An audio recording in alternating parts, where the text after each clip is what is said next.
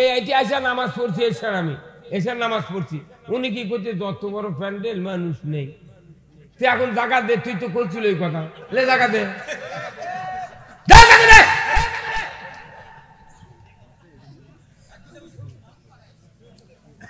কর্তৃপক্ষ দপকে ফেলে দিয়ে চলে আসে যে এত বড় প্যান্ডেল মানুষকে, তাহলে এখন দে মানুষ জায়গা দে। ওটিতে হাফ প্যান্ডেলের লোক দাঁড়িয়ে আছে, কি ভাই খুলে দিলে না, এত চাপান দেন আপনি, ওটির মধ্যে আপনি তা বসে থাকেন, দেন ক্যাঙ্কার ঠেলা, কি কথা ঠিক কিনা? ওটি গরম তো, এটি যারা বসে আছে, যে লোকগুলা বসে আছে, এটা কোরআন প্রেমিক দেখে ওটি বসে আছে। দেখেন তো পোস্টাল দিলে নেতা করে নামাজ ওরা আছে, সভাপতি হারাতে, হ্যাঁ কথা ঠিক কিনা? আর ওখানে যারা দাঁড়িয়ে আছে ওনারা আমাদের সিকিউরিটি গার্ড, আপনাদের সে ওনাদের সোয়াব বেশি, জানেন আপনি? ওটা একটা সৌন্দর্য। কি আপনারা কথা শোনেন, আমার কথা শোনেন, আমি বক্তৃতা দেব যতক্ষণ মনে করেন আপনাদেরকে চ্যানেল বলে বৃত্তি পাবো। সবার বক্তৃতা হলো, বক্তা যদি আল্লাহ খুশি করে তাহলে কর্তৃপক্ষ বেদার হবে, এই কথা বল।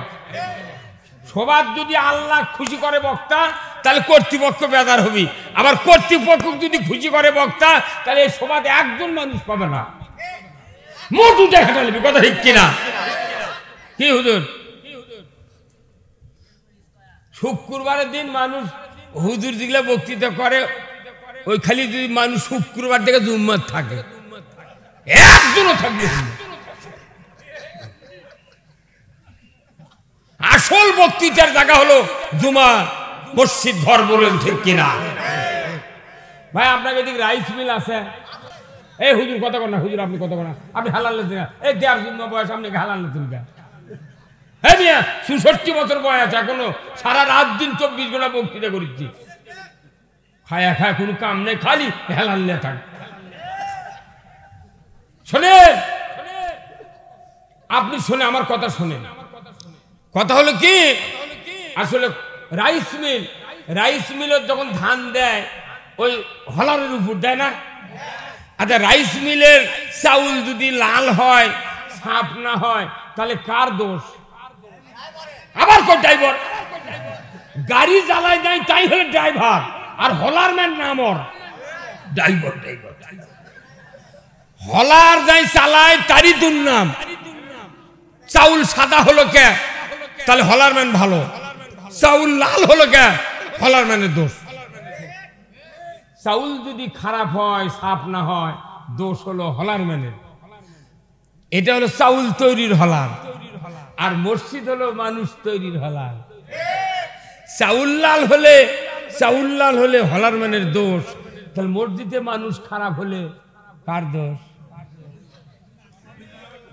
মানুষ তৈরির হলার হলো মসজিদ, আর মেশিন হচ্ছে ওটা চাউল তৈরির হলার, তাহলে ওখান থেকে মানুষ তো ভালো হচ্ছে না। সুদারু প্রতিদিন শুক্রবারে যায়, আবার সুদারু বাড়ায়,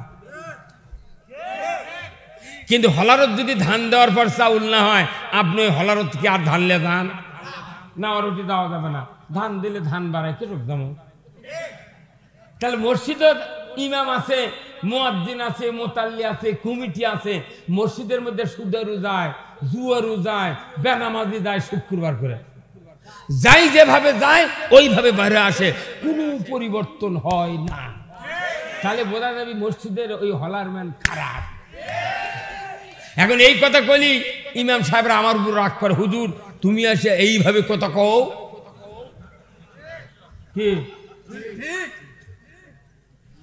দেশে যদি চুরি হয় কার দোষ? এই নেতাকে। দেশে যদি চুরি হয় আইন বিভাগের দোষ। কতক্ষণ দেশে যদি চুরি হয় আইন বিভাগের দোষ। আইন আছে চুরি বন্ধের, কিন্তু ওই ভূক্ষেপ করতেছে না, তাহলে ওনার দোষ। দেশে যদি সুদ চলে তাহলে অর্থমন্ত্রীর দোষ। তুমি অর্থমন্ত্রী আছিলে, তুমি কিছু সুদ বন্ধ করনি, তুমি সারা দেশের মোট টাকা জায়গা কিনে জমি কিনে ই ফ্যাক্টরি, ওই মাছের হাঁচারি, ওই আলুর হাঁচারি, ওই গরুর কোয়ালিটি ফিড, তুই এত টাকা কুটি পালু রে?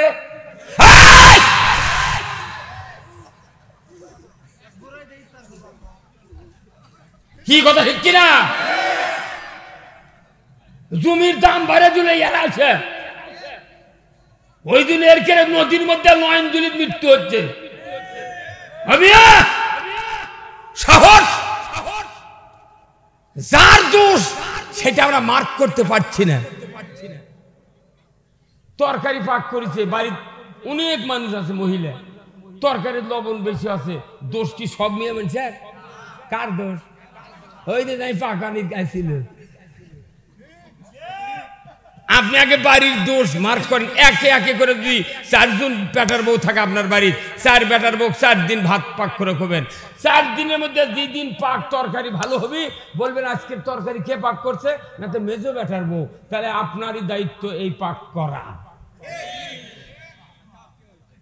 প্রত্যেকটা মানুষও মার্ক করা লাগবে, মসজিদের ইমামের মার্ক করা লাগবে যে আমার মসজিদের মুক্তাদি কে সুদে করে টাকা নেয়, কার বউ পর্দার থাকে না, কে সিগারেট খায়, কে জুয়া খেলে, কে কি করে। ইমাম হিসেবে ওর দায়িত্ব প্রত্যেকটা মানুষের রিপোর্ট তার কাছে রেডি থাকা লাগবে। ইমাম এসে ঘুঙ্গুর দিয়ে শুক্রবারে জুম্মার মধ্যে ঢুকিচ্ছে মানে জিবরাইল। দেখা যায় যে মসজিদে ইমামতি হচ্ছে বর্তমানে, ওই মসজিদের মুতাল্লি ফজরের নামাজের একদিন মসজিদে হাজির হয়। তাহলে ইমাম সাহেব দুর্বলতা দেখাচ্ছে। উনি মনে করছেন আমি 7 দিনের মধ্যে জুম্মাতে নামাজ পড়ার দামও দোয়া কর্ম মানুষ মোর জান্নাতি হয়ে যাবে। তোর কাম বাইছে, নবীর দোয়া ফেল হয়ে গেছে। নবী আল্লাহ বলছেন 70 মাররাতান, 70 বার যদি দোয়া করো রাসূল, তোমার দোয়া কবুল হবে না। কারণ এই লোকটা সব ভালো কিন্তু কোরআন বিজয় চায়নি। কোরআন যদি আপনি বিজয় না চান, আপনার আমার কোন ইবাদত আল্লাহর দরবারে কবুল হবে না। আপনার আমার যদি পীর সাহেবও দোয়া করে, দোয়া কবুল করা হবে না।